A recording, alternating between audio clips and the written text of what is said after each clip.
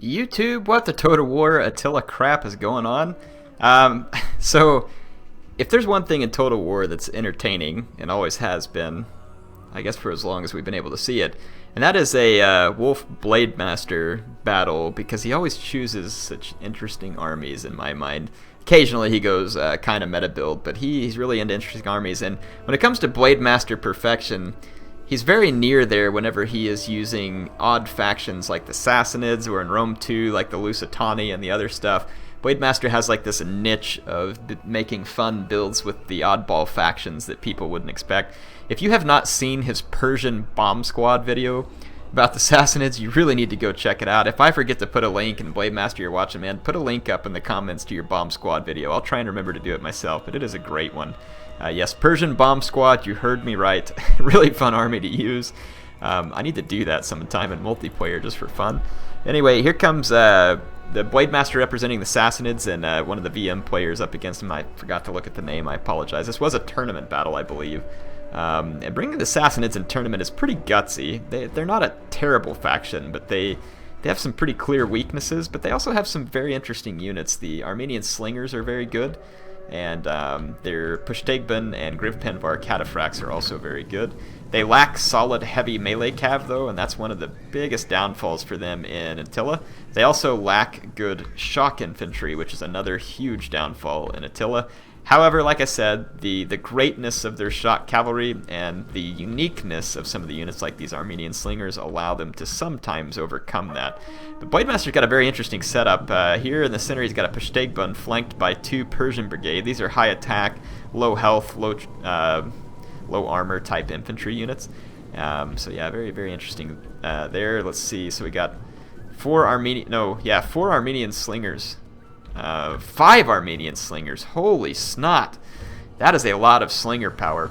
Now, one of the problems in my mind with, and we'll go ahead and go into walking, one of the things that I don't like about Attila mechanics, now there's a lot of things I do like, but like when you start shooting at, say, this unit here with a slinger unit, most of your shots are going to fall in this like square box behind it here. Like that. That's where your shots will hit. And it's very annoying. So very few of your shots hit up front. And you have very limited ammo in Attila, which I'm okay with the limited ammo, but it seems like they should make the unit's hitbox something more like that, where you're going to get more hits on target. So basically loose formation is worse than spaghetti lines, because if you spaghetti line and that's where all your men are and the hitbox is all back here, it's no good. But if you go into loose formation, and now you've got, I'll wait for it to go, if you go into loose formation and your guys are kind of spread over this spot here, more of them are going to be in that hit box that the enemy has. So that's kind of how it works. Anyway, five Armenian Slingers is going to be trouble for a Jute army, because a Jute army is going to rely heavily on Royal Huscarls, who are extremely vulnerable to missile fire and shock cavalry. However, the Jute army does have this huge line of Nordic Band, and the Nordic Band, let's take a look here. They're the one javelin type unit. I think it's Nordic Brigade or something that has like 2 javelins. These are very great throwaway units that can get a javelin volley off into cavalry and cause a lot of damage. There's a Herdman here in the center as well, maybe just to slow down enemy charges. So let's take a look at what we have in total. Huscarls, Royal Huscarl. So 2 Royal Huscarls on the right, and some of you are like, you're saying Huscarl right or wrong. That's absolutely true. I don't speak Norse, and there's probably no chance that I'll be able to pronounce it right. So when I say Huscarl, that's just how we say it here in the States. I do appreciate you all trying to fill me in on it, but if I pronounce it wrong, it's because Norse is nowhere near my first language and probably never will be. With no offense intended, of course. That's just, I can't speak it. So yeah, nice meat shield up front from the VM player, and these 2 Nordic hurlers will be great at slowing down Blade Master's shock cavalry, which is, again, actually very detrimental. Now, the neat thing about Armenian Slingers to me, and I've actually used them for this before in my videos, seems like the sound is far too quiet.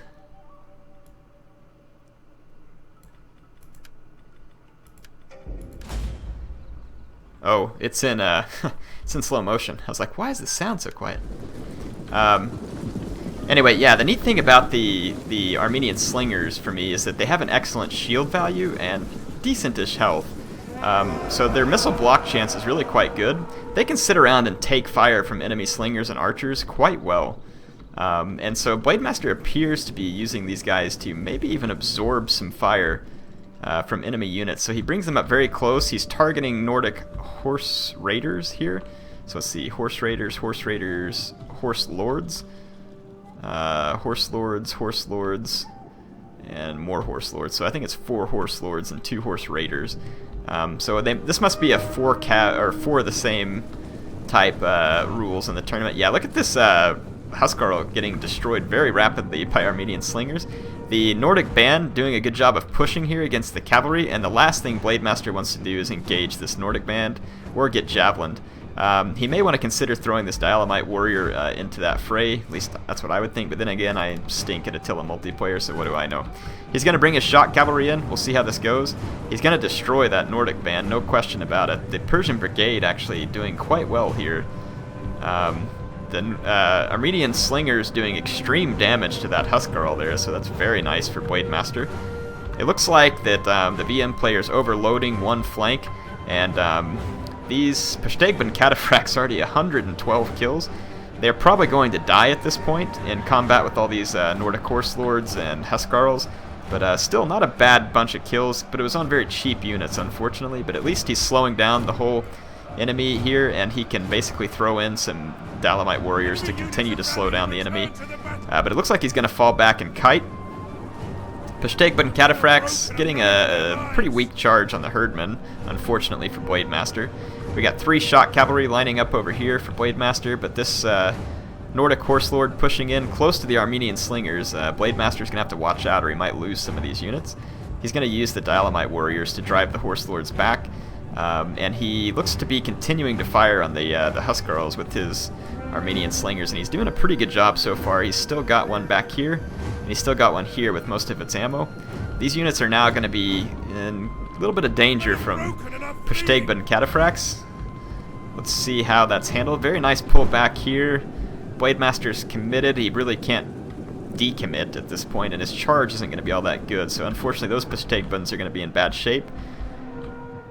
Let's see what else we got going on over here. So, Horse Lords pushing in heavily against Blademaster. Dalamite Warriors getting a nice stop here.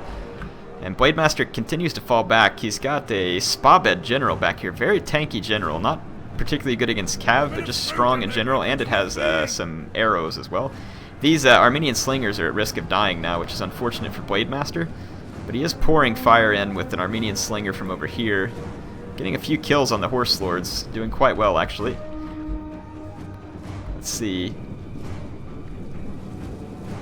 Dialemite Warriors being chased by a horde of Royal Huskarls. If his own unit hadn't been in the way, this charge would have been very good from Blademaster's depleted Peshtegban, and now Blademaster is just pouring the Slinger fire into this crowd of Huskarls. It's going to be very good for Blademaster. A lot of blob-up action over here, too, which is going to allow this Peshtegban to have got... Wow, 200 kills here. That Peshtegban Cataphracts is just racking it up. That one over here, not so great because it got caught with a bad charge. But, wow, this big group here getting kited by this Armenian Slinger and this one here. And, oh, wow, he's got 2 more over here, too, with ammo. This is going to be an absolute target-rich... I mean, this is going to be like a smorgasbord of Huskarls for the Armenian Slingers. Look at the fire coming in here. It's going to be absolutely brutal. The Huskarls don't... Yeah, I mean, I don't know how their armor stats are, but they're going to be getting ripped apart by the Armenian Slingers. This is an Armenian Slinger's dream right here. This is like going to an all-you-can-eat crab legs buffet or something for them. Holy crap. Those Dalamite Warriors are getting destroyed, no doubt, but I mean, just the... absolute massacre of Huskarls there. And then look at this rear charge incoming here. I believe that's a Peshtegban. Possibly a Griv Panvar. Looks like a Peshtegban. Yeah, it's going to get a rear charge on all these Nordic units here. It is moving quite slowly because it's tired. But still, this big blob there is going to take a big morale hit from that. And you can see it has. So all the Sassanid shock cavalry, 220 kills there, 256 kills there, 130. So getting a ton of kills. Remember this giant Huskarl blob? It was there a moment ago. It's not there now. Armenian Slingers, I mean, they're kind of like Mr. Clean here. Just taking care of this big splotchy mess on the battlefield. Good grief, just look at the fire coming in. The Armenian slingers have excellent reload, 175 ammo, and very nice missile damage for a slinger. Well, actually, it's probably standard missile damage for a slinger. It is. It's not great armor piercing. Look at that, routing the Nordic raid leader.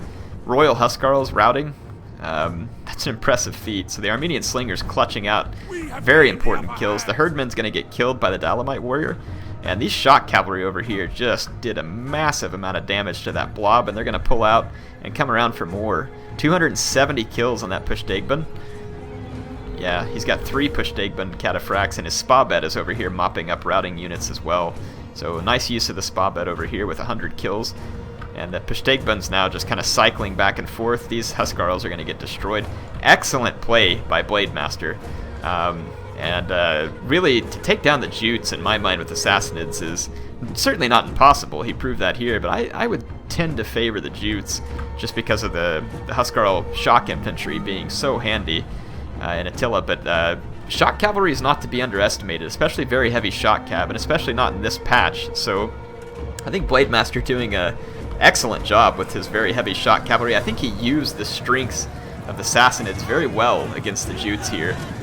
The elite skirmishers, which are typically hard to make them worth it because of the value of targets that you might get to shoot. So slingers are horrible against high armor targets, and they're pretty good versus low armor targets like a Huskarl. So again, actually an opportunity for the Armenian slingers to shine. Pushtagbun cataphracts, very deadly versus other cavalry, but also extremely good at getting rid of enemy shock infantry very quickly if you get a solid charge. So again, using the strengths of the Sassanids quite well and avoiding their weaknesses. So the weakness of the Sassanids is their infantry, so you can see Blademaster places very little focus on the infantry, and it brings lots of very good cavalry. Now remember, in a tournament, the amount of cavalry they can bring is limited, usually to 6, not including the general. So you can see that that's what he's done here. And the nice thing about the it must not be a limit of just 4. For some reason, it must have been cost due to bringing the Royal Huskarls.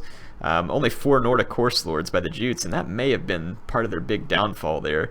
These Nordic Horse Raiders can't hit anything on the same level as the Nordic Horse Lords, so going for the extra money on the Royal Huskarls and probably having to skip out on the Horse Lords was probably a big mistake here for VM Sigadur, whatever it is here. Yeah, so that's that was probably where it came undone. Look at the kills on these Armenian slingers. That is insane. That's a lot of kills. These are expensive slingers, very expensive. 450 talents. There's more expensive slingers like the elite scatter shots that are pretty much worthless. But I mean, that is impressive. So again, I think that Blademaster brought the right units for the right matchup. And in this case, the VM player had the wrong units in the wrong matchup, so it works out very good. 303 kills on the Pushdagbun, 321 kills on the Pushdagbun. And then, I mean, to me, this is just still insane. 219 kills on Armenian slingers. That is impressive. So very, very good job by Blademaster in limiting the destructive power that the Jutes normally wield in the form of Huskarls. And also a good job, these units are very, very easy to dismiss. Nordic Band. These are very tricky units to deal with because if you waste a charge into them and they get their javelins and then the enemy cav can charge you without being countercharged, Nordic Band can be very dangerous in the sense that the meat shield used properly with the Jutes can leave you in extremely bad shape very quickly. So again, Blademaster doing a nice job of avoiding all that potential pitfall and getting the job done here. Thanks for the replay. If you all enjoyed it, thank Blademaster as well. Always happy to show stuff from him. He's an avid fan of multiplayer and does his best to keep me from getting too stuck on campaign. I love campaign, but I also love multiplayer. I just haven't gotten to play as much of it as I'd like, especially not in Attila. Anyway, hope you all enjoyed it. HeirofCarthage signing off for now.